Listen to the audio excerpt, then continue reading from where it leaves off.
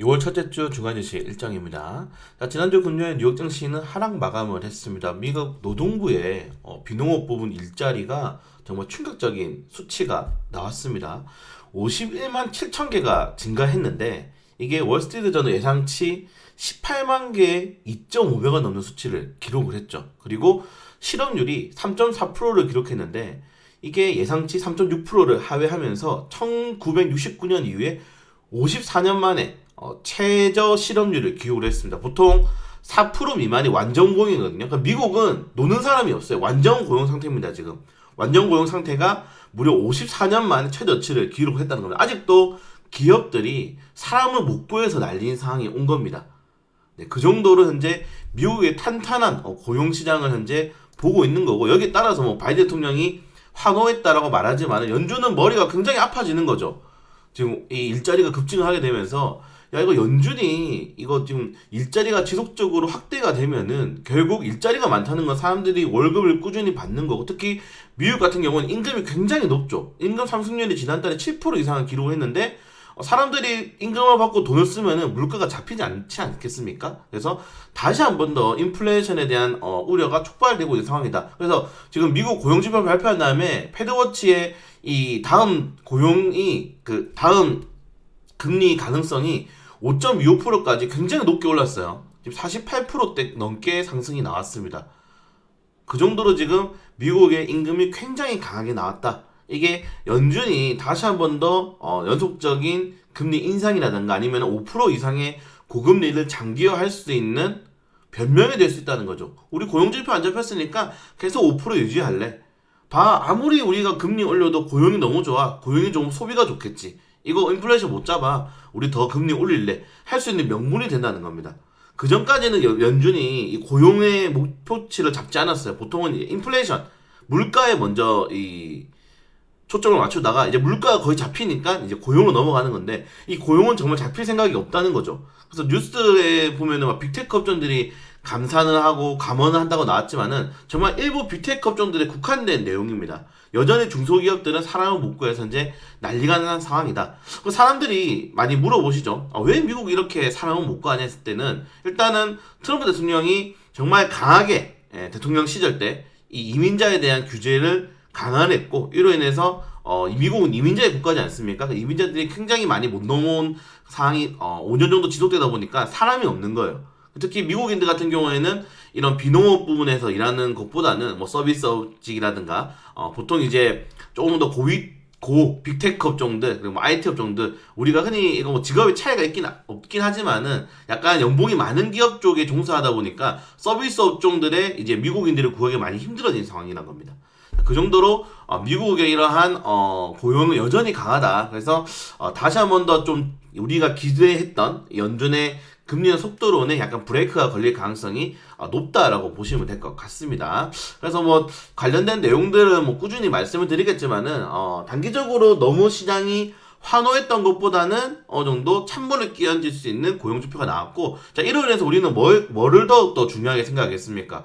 이렇게 되면은 또다시 매크로 지표에 우리가 체크를 해야 돼요. CPI, PPI 이런 건 좀 별로거든요. 뭐 기업들의 실적이라든가 모멘텀 이런 것도 봐야 되는데, 다시 한 번 더 이런 투자자들의 관심도가 매크로 지표에 좀 집중이 될 수 있다. 우리가 매크로 지표는 사실은 개인 투자분들 같은 경우에는 우리가 어떻게 할 수가 없는 지표잖아요. 그냥 우리는 그걸 보고 이해만 해야 되기 때문에 조금 마음에 안 드는데 어쩔 수 없이 당분간은 매크로 지표에 조금 더 시장의 관심도가 높게 될 가능성이 높다는 점. 그래서 우리는 또 CPI, PPI, 뭐 고용지표에 대해서 꾸준히 체크를 해야 될 필요가 있다는 점 좀 넘어가도록 하겠습니다.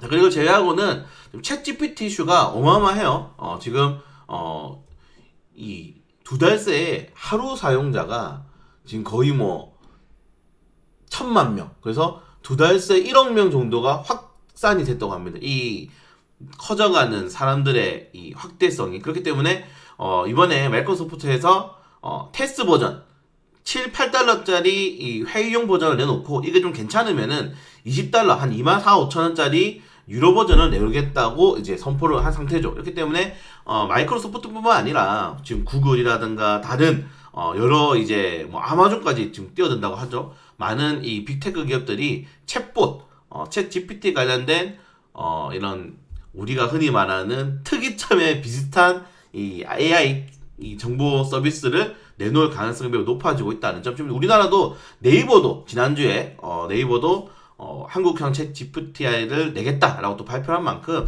이 챗 GPT 이슈가 제가 걱정했던 이 캐시플로우 비즈니스 모델이 장착하게 된다면은 새로운 기업들의 이런 먹거리가 될 가능성이 매우 높겠죠. 그렇기 때문에 챗 GPT 관련된 이슈들은 조금 더 이어질 가능성이 높다는 점 확인하시면 될 것 같습니다. 자, 그리고 좀 재밌는 뉴스가 나왔어요. 올해 개미 대장주 투자는 어떻게 해야 되냐? 그래서 많은 증권사들이 지금 이 올해 보시는 것처럼 대장주의 투자 의견 삼성전자, 현대자동차, SK하이닉스, 네이버, 뭐 카카오, 그리고 미국 같은 경우는 애플, 테슬라, 아마존의 이제 투자 의견인데 여전히 매수가 많습니다. 이건 제가 계속 말씀드리죠. 증권사는 어쩔 수 없이 매수 주부터 낼 수밖에 없다라고 말씀드렸기 때문에 이런 좀 재밌는 의견이 있으니까 이건 뉴스 링크 올려드렸거든요. 여러분 뉴스 링크를 꼭 클릭해서 보세요. 굉장히 재밌습니다.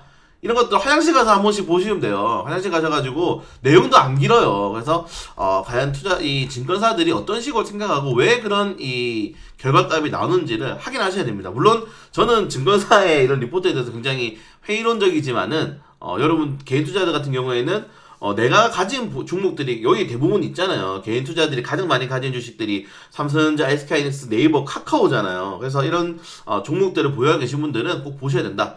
외국 주식 가장 많이 가지고 있는 게 테슬라, 애플이잖아요. 그래서 이 왜 증권사들이 이런 식으로 생각하는지를 보시는 것도 하나의 재미 포인트다라고 확인하시면 될 것 같습니다. 자, 그리고 뉴욕 증시 그 종목들 한번 보면은 이게 주간 상승률이에요. 주간 상승률인데, 자, 주간 상승률을 봤을 때 뭔가 딱 하나 보이는 게 없습니까, 여러분들? 빅테크 업종들이 굉장히 큰 폭의 상승이 나왔죠. 그리고 오른쪽으로 넘어가게 되면은 필수 소비재 업종들. 네, 소비재 업종들, 유가 업종들. 그러니까 여기 있는 내용들은 여기 쪽은 이제 필수 소비재라고 좀 보시면 될 것 같은데 필수 소비재 업종들이 최근에 강세를 보이다가 좀 주춤한 모습이 나옵니다. 필수 소비재는 경기가 둔화됐을 때, 네, 그리고 투자자분들이 좀 리스크가 있는 기술주, 빅테크 업종보다는 안전한 투자를 많이 할 때 금융주라든가 뭐 이런 이 필수 소비재업들이 많이 올라가게 되는데 좀 주춤해요. 그리고 성장주들이 많이 올랐습니다. 성장주들의 상승폭이 굉장히 크죠. 이게 월간 단위로 보면은 조금 더 두드러지게 나옵니다. 네. 자, 제약바이오종들도 많이 떨어지고, 그리고 소비재업종들이 많이 떨어지고, 월간 단위로 빅테크 업종들이 정말 큰 폭의 상승이 나. 테슬라 67%. 이걸 본다면은 투자자들이 2023년도에 들어서 정말 소비재업종들, 우리가 흔히 말하는 상주하고보다는 상고하고다. 투자자들이 조금 더 금리가 속도 둔화가 될 것을 기대하고 1월 달에는 성장주에 몰빵했다는 것이 지금 차트 종목상으로 딱 보이죠, 한눈에. 자, 그렇기 때문에 이번 투자자들이 이번 고용지표를 통해서 과연 어떤 식으로 바뀔 수 있을지, 여전히 빅테크 업종들이 강세가 나올지, 그리고 이런 소비재 업종들 같은 경우는 단기적인 상승하는 폭이 한번 꺾였다는 겁니다. 그래서 투자의 패턴이 좀 많이 변할 수 있다. 근데 우리는 이미 그 패턴을 수급으로 확인했기 때문에 뒤늦게라도 이런 패턴 수급 업종들에 대해서 따라가야 될 여러분들이 스탠스를 취해야 된다고 말씀을 드리고 싶은 거예요. 1월 달에는 투자자들이 정말 리스크가 있음에도 불구하고 하나폭이 크게 나온 성장주로 투자했다는 점. 그래서 내가 필수 소비재, 가치주를 가지고 계신 분들, 가치주들, 시집주들 가지고 계신 분들은 어느 정도 이런 투자에 대한 메리트가 한번 꺾일 수 있다는 점을 염두를 꼭 해두셔야 된다고 말씀을 드리고 싶은 겁니다. 그래서 이번 주 주간 상승 테마를 좀 보면은 여전히 지난주에서 챗GPT 관련 테마주들이 강세가 나고, 또 재밌는 점이 이 상반기 신규상장 종목들이 강세가 나왔어요. 제가 이번 주에 굉장히 놀랐는데, 와, 저는 3기 EV가 이렇게 오늘 상승폭이 크게 나올 줄 몰랐습니다. 지난주 금요일날. 그러니까 투자자들이 리스크가 있는 종목들을 많이 지금 베팅하고 있다는 거예요. 네, 다음 주 같은 경우에는 더 센 종목들이 많이 오죠. 네, 그렇기 때문에 다음 주에도 이런 신규 상장 종목들 수요 예측이 어느 뭐 경쟁률에 따른 수치가 아니고 그냥 신규 상장되는 종목에 대해서 투자자들이 과감하게 베팅을 하고 있다는 점, 그런 것도 좀 확인하시면 좋을 것 같습니다.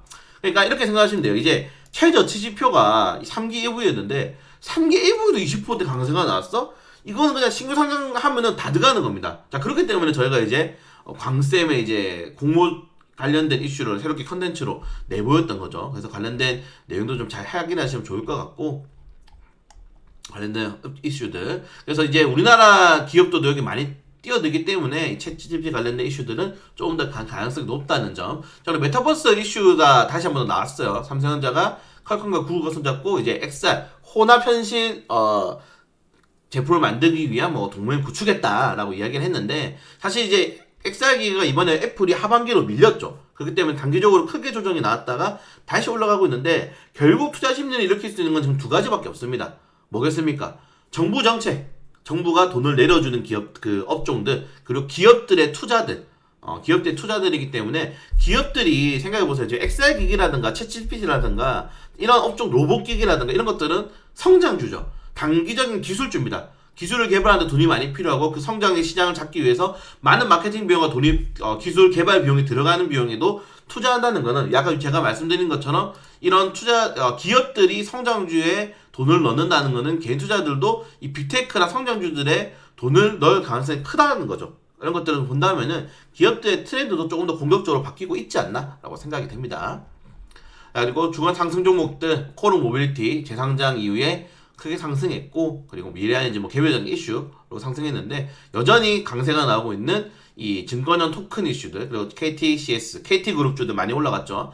이 국내나 챗봇 관련 이슈들이 많이 올라갔는데, 저는 이번 주는 이제 증권형 토큰, 왜냐면 이제 정부에 대한 나옵니다. 가이드라인이 나오기 때문에 증권형 토큰 이슈가 조금 더 시장에서 지배가 될 가능성이 높지 않나라고 생각이 돼요. 그래서 성장주 업종들로 간다면은 제일 강세가 나오는 업종들이 이제 로봇, 그리고 챗 GPT, 그리고 증권형 토큰, 이 종목들 같은 경우에는 이슈가 나온 지 한 달이 안 된 종목들이기 때문에 추가적인 뉴스 이슈에 따라서 변동성이 굉장히 더 커질 수 있다는 점도 확인하시면 좋을 것 같습니다.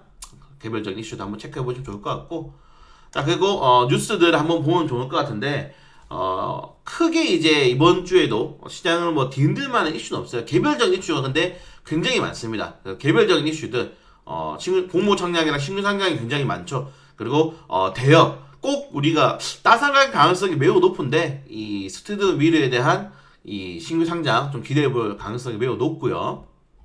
그리고 수요 같은 경우에는 이제 게임 테마주들과 금융주들이 좀 실적 발표를 많이 해요. 그래서 게임 업종들 좀 재밌는 뉴스도 하나 더 올려드렸어요. 게임주에 투자하면 알아야 할 10대 트렌드. 제가 사실은 게임 테마주들 개인 투자자분들이 투자하지 말라고 말씀을 드리죠. 왜냐면 너무 어려워요. 지금 보시면은 투자하려면은 트렌드 10개나 알아야 돼.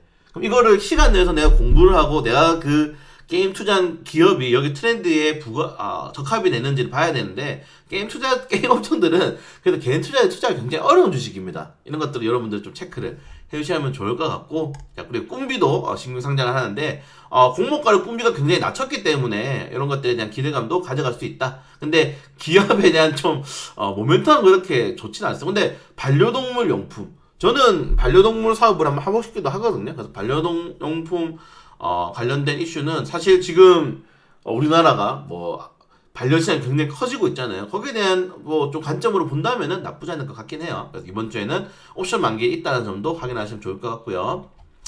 자, 그리고 일요일까지, 금요일은 뭐 큰 이슈는 많이 없고요. 큰 이슈는 많이 없이 개별적인 이슈들 한 번씩 확인해 보시면 좋을 것 같습니다. 그래서 이번 주 공모 분석, 광쌤 이슈들 한번 보시면 좋을 것 같고, 그리고 아까 제가 말씀드린 증권형 토큰과 관련된 것도 솔쌤 영상 컨텐츠 올려드리니까 한번 확인하시면 좋을 것 같습니다. 그래서 노동 고용 지표로 인해서 단기적으로 좀 꺾일 수 있는 악재가 나왔지만은, 그럼에도 투자자분들은 성장주와 기술주에 굉장히 많이 투자를 했다는 점도 확인하시면 될 것 같고, 그래서 결국에는 또다시 수급으로 의한 결정이 될 가능성이 높은 증시 뉴스 이슈들 조금 더 잘 체크해 주시면서 잘 같이 가졌으면 좋을 것 같습니다. 네, 이번 주 정월 대보름이죠. 네, 어제였나요? 네, 오늘이죠. 네, 복 많이 받으시고 부럼 드시고, 그래서 부럼을 모르시더라고요. 네, 부럼 하나씩 드시고, 네, 좋은 주말 보내셨으면 좋을 것 같습니다.